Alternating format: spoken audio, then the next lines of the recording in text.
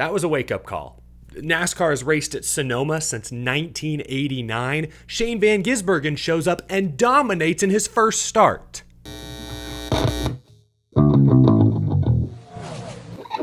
How's it going, y'all? My name is Eric. Welcome to Out of the Groove West Coast Race Review. Lots to discuss after today's event at Sonoma Raceway. The playoff bubble picture becomes a bit clear. Some new names enter the fold. In-season challenge, the Final Four is set. Drama on pit road, drama on the track. We'll get to all of that and more in just a moment, but we should begin this episode for the second consecutive week with Shane Van Gisbergen. The third Cup Series win in the past month for SVG. And look, up to this point, his wins have been fairly predictable. Like Mexico City, first Cup Series event ever. Most of the field had never seen Autodromo Hermanos Rodriguez or never raced there in person. So naturally, the natural road racer Shane Van Gisbergen took to the course quicker than most, adapted, adjusted, won that race by 17 seconds. Not a shock. Then Chicago, where SVG burst onto the stock car scene 2 summers ago, winning Chicago again, not a surprise. A new course, a very unique course to NASCAR. Shane Van Gisbergen, very experienced road racer, very experienced street course racer, should win that event. But Sonoma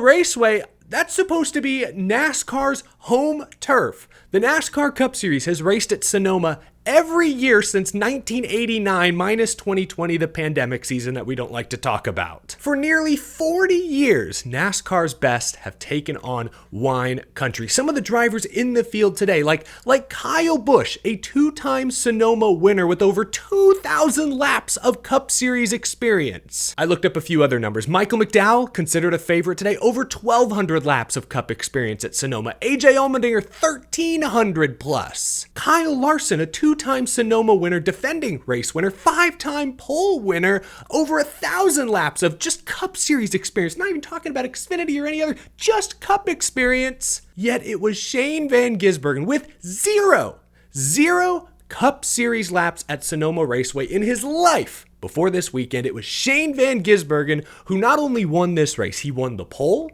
he dominated, led the most laps. Shoot, he was so damn good, he pit at the end of stage 2 to flip the stage for track position, but still passed his way to the lead and won the stage anyways. This is supposed to be NASCAR's turf, and the NASCAR guys got bamboozled today. Humiliated. Even late race restarts couldn't save the rest of the field. I was waiting for Briscoe or Buescher or someone to overdrive turn 1, turn 2, downhill, collect SVG. That never happened. Shane Van Gisbergen withstood those final restarts, was fastest on the short, the long run. He was toying with the field. Like in early stage 2, he was just managing the gap, just saving his stuff, not pushing any harder than he needed to, and was holding the lead. Shane Van Gisbergen dominated today's race. This was arguably the most impressive Shane Van Gisbergen NASCAR performance thus far. Look, I know winning Chicago in his debut, yeah, that's tough to beat. Winning by 17 seconds at Mexico City, yeah, that was historic, no doubt. But winning at Sonoma, again, a track that all of these other guys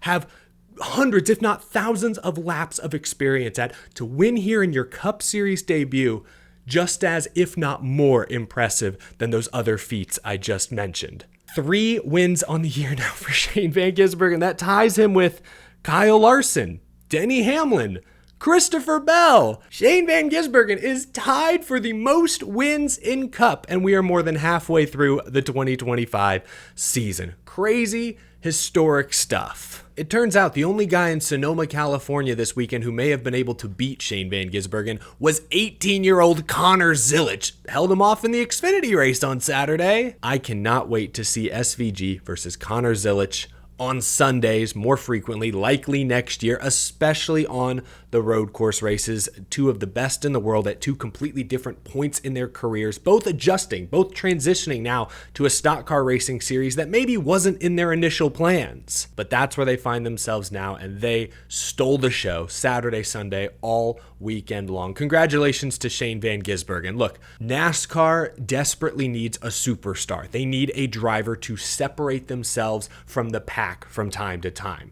In the era of the next-gen car parity, so many many different winners. That really hasn't happened. Think about it. Kyle Larson in 2021 with his 10 wins was the last time someone truly separated themselves from the field. That was pre-next gen. With this spec car, it's harder than ever for a driver to stand out from the rest. Shane Van Gisbergen is doing that at road courses. I know it's not always the most entertaining product on the track, but I hope fans can at least appreciate the talent, the skill that's been on full display the past couple of weeks. Shane Van Gisbergen has separated himself from the pack in a huge way, not just at the weird one-offs like Mexico City or Chicago, but now at Sonoma. I'm scared of what's going to happen at Watkins Glen in a few weeks. Chris Buescher was able to beat him last year. I'm not so sure I like the field's odds this second go round. I know Jeff Gordon won more road course races, had a huge streak in the 90s. Tony Stewart, more versatile all-around race car driver. Ricky Rudd, great road racer in his time. But Shane Van Gisbergen deserves to be a part of that conversation. He is officially part of that NASCAR road course racer Mount Rushmore. And while he doesn't yet quite have the accolades of a Gordon or a Stewart, you could make a very good argument that SVG is the most talented road course racer this series has ever seen. Winning by 17 seconds at Mexico City in equal equipment? This is a spec series now. He's not driving for a super team. The field studies road courses harder than ever. Yet they can't do anything with Shane Van Gisbergen. They can literally see his data. They can see his throttle, his brake input. They can see his steering, his exact line through the corner, and they still can't match him. They can't come close. He's on the Mount Rushmore for sure. That's no longer an argument. Now the argument is SVG the best ever already? I think the argument could be had for sure. Considering the different eras, have that argument in the comments. See if you sway me one way or another. Anyway, moving on. SVG has been the star recently, but over the next few weeks, Dover, Indianapolis, ovals coming up. I don't think we'll talk as much Shane Van Gisbergen. Let's take a look at the top finishers. Let's just start there. Fantastic weekend for Chase Briscoe. Shadowed SVG from start to finish. Qualified outside front row, ran top 5 all day today, no mistakes, earned points in both stages, finished second. I couldn't believe this when I looked it up, but this was Chase Briscoe's first road course top 5 of his Cup Series career. He had a handful of top 10s. Remember his rookie season, I believe, at the Indy Road Course. He was restarting on the front row late before going off track and then getting penalized. We saw Briscoe run well at road courses in his Xfinity Series days, so surprising it took so long for him to put together a full Cup Series road course race. Great run for Briscoe, just he's no SVG. Nobody is. No shame in that. Chase Elliott comes home third. I really liked the call to pit with, I think it was 13 laps to go. Chase Elliott was, I think, running third at the time. Let me check. Yes, he was running third when Gustafson called him to pit road. 4 fresh tires. Restarted around 13th, I believe. He obviously got back to where he was running, got back to third, but if 1 or 2 of those late race cautions don't happen, perhaps those fresh tires would have been more of an advantage and he would have had something for Shane Van Gisbergen. That was the only way you were beating SVG, is by getting off sequence on tires. Fresher rubber was your only chance. Elliott had a shot, got off track as well with 2 laps to go. I don't think he was catching SVG at that point. He was pushing really, really hard to try to get there, but ultimately comes home third. Good run for Chase Elliott. Because William Byron finished top 10 and earned some stage points, Elliott was unable to eat into Byron's regular season points lead. Byron still leads by 14 points with, I think, 6 regular season races to go. It's still a Hendrick 1, 2, 3 at the top of the standings with Byron, Elliott, and then Larson minus 44. Michael McDowell, great road course racer, also took fresh tires when Chase Elliott did. He got up to 4th. Good result for McDowell, though he needs to win. We'll look at the points in a moment. Needs to win. Maybe had the car to do it at Chicago. Mechanical issues bit them. This week, just didn't have enough for Shane Van Gisbergen. Finishing 5th, Christopher Bell. Really solid race for Bell. I swear I saw him off track at least once, maybe twice. So a lot of speed in that 20 to come home 5th. A lot of good road course racers still finished up here in the top 10, top 15, despite all the late race cautions. We saw Ricky Stenhouse get spun into the tire barriers. We saw Eric Jones and Noah Gragson get wiped out. Larson in the back of the pack got taken out and clipped Ryan Blaney, who was involved in a couple of incidents today, not of his own doing. Classic Ryan Blaney. Stop me if you've heard that one before. But like Reddick, Ty Gibbs, William Byron. I mean, Joey Logano, yeah, he's a good road racer. You don't always think of him as a great road racer, but top 10 for Byron. Kyle Busch, another huge comeback for Kyle. Second week in a row. I think he was 5th last week, 10th this week. Brad Keselowski in 11th is the surprise standout on this list. Not a great road racer. His struggles the past few years have been well documented, but he raced inside the top 10 pretty much all day. Comes home 11th. Good for BK. His teammate right behind him. Priest actually had damage from one of the final wrecks. The whole right front fender was coming apart. Still comes home 12th. Very good for him. Josh Berry 13th. He took out Carson Hocevar. I mean, y'all saw it, right? Just blatantly took him out. Maybe it was an accident, but gosh, he missed the corner badly. There were a lot of isolated incidents today. I mentioned Blaney and Chris Buescher's run in. They were racing inside the top 10 when Buescher got loose and ran Blaney off the track. He got stuck in the dirt up on the side of a hill. A very unique Sonoma Raceway picture right there. Blaney got caught up in a later wreck, finished 36th. I feel for Ryan Blaney only because from my perspective, and granted, I'm not watching every lap of every Ryan Blaney race, but from my perspective, it seems like drivers feel they can be really aggressive around Blaney. I'm not suggesting Buescher intentionally ran Blaney off the track today. That's obviously not what happened, but he was racing very aggressively in that high-speed front stretch dogleg, and I feel like drivers think they can get away with racing Blaney aggressively because Blaney's not likely to retaliate. Like, for example, earlier in this race, Briscoe kind of ran Blaney off the track. Blaney went wide, lost a few spots, and nothing more ever came from that. Sure, he'll yell, he'll scream, he'll cuss over the radio, but that's where it stops usually. Again, I'm sure someone can point to an example maybe of Blaney roughing somebody up or getting some revenge retaliation, but I guess I don't see it as often as I see other people take advantage of him. It's been a rough year for Blaney. A lot of speed, a lot of DNFs, a lot of poor finishes, many of them not of their own doing. Today was an example of that. Tough break for Blaney. There was an uncomfortable moment early in this race when Ross Chastain overcooked turn 11 and cleaned out his current teammate Daniel Suarez. Joey Logano also got a piece of that incident as well. Remember, Chastain, Logano, not exactly best buddies after last weekend at Chicago. But yeah, Chastain spins Suarez. Obviously an accident, but damn, it takes on a whole different meaning now that we know Suarez is out the door at Trackhouse at the end of 2025. Chastain basically said, hey, don't let the door hit you on the way out. Suarez got the last laugh today, at least finishing inside the top 15. Chastain was 24th, I believe. AJ Allmendinger also spun out early in this race. Some dirt got kicked up on track in front of him, and he slipped on it like it was a banana peel in Mario Kart. Allmendinger never really a factor today. I mean, he was in the picture at Chicago last weekend, but the guy we once thought was the road course ringer, who viewed these road courses as his ticket into the playoffs, chance to pull off the big surprise upset win.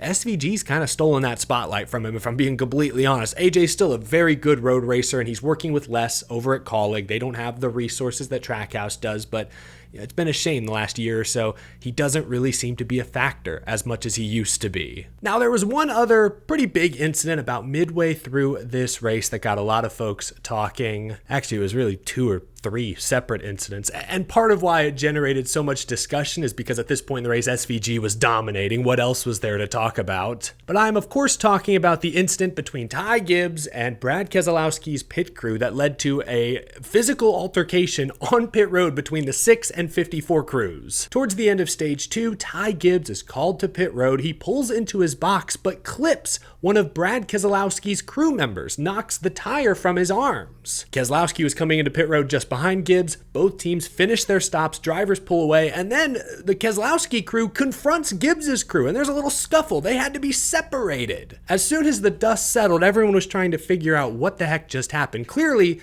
the 6 team thought Ty Gibbs did something wrong, maybe did something on purpose, purposely drove in close, was trying to send a message. Maybe, and some have theorized that Ty Gibbs was upset with something that just happened on the racetrack. He got knocked out of the way for position by Chris Buescher, Keselowski's teammate. Maybe he thought that was Keselowski that hit him since they both share the same build submarine scheme. So maybe Gibbs was frustrated with the 6 team or with RFK Racing and was showing his displeasure. That's what some theorize. I mean, clearly Brad Keselowski's team thought Ty Gibbs did something wrong because they immediately were upset and showed it. NASCAR, for what it's worth, says that Ty Gibbs did nothing wrong. And based on reports I've seen, that case is essentially closed. I would not anticipate a further investigation or any midweek penalties. That surprises me a little bit. Look, At first glance, I'm not sure Ty did anything wrong. The broadcast booth at first glance didn't seem to think he did anything wrong. And, if Keselowski's crew isn't standing there, that is a very normal pit entry. Get in your box straight, fast pit stop, have a clean exit out. That would be normal. But while I'm not sure Ty Gibbs broke any black and white rule, like I don't think he drove through too many pit boxes or anything like that, you could argue he broke the code.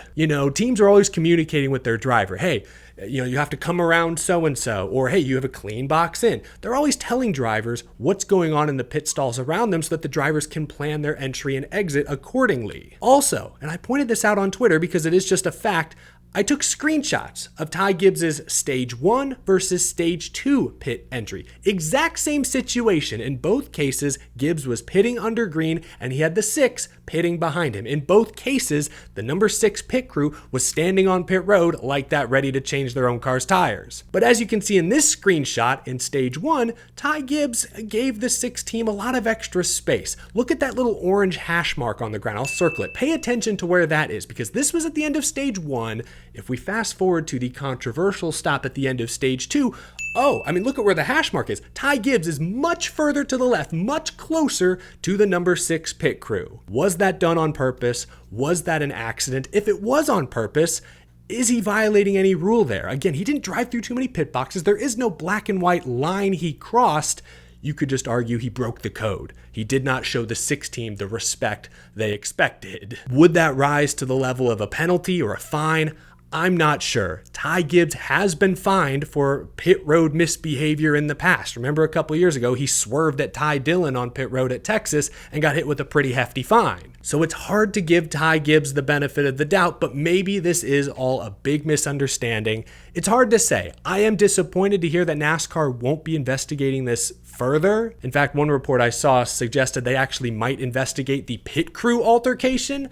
It's just a few guys grabbing each other. Come on. I would rather them spend that time focusing a little more closely on Ty Gibbs's pit entry.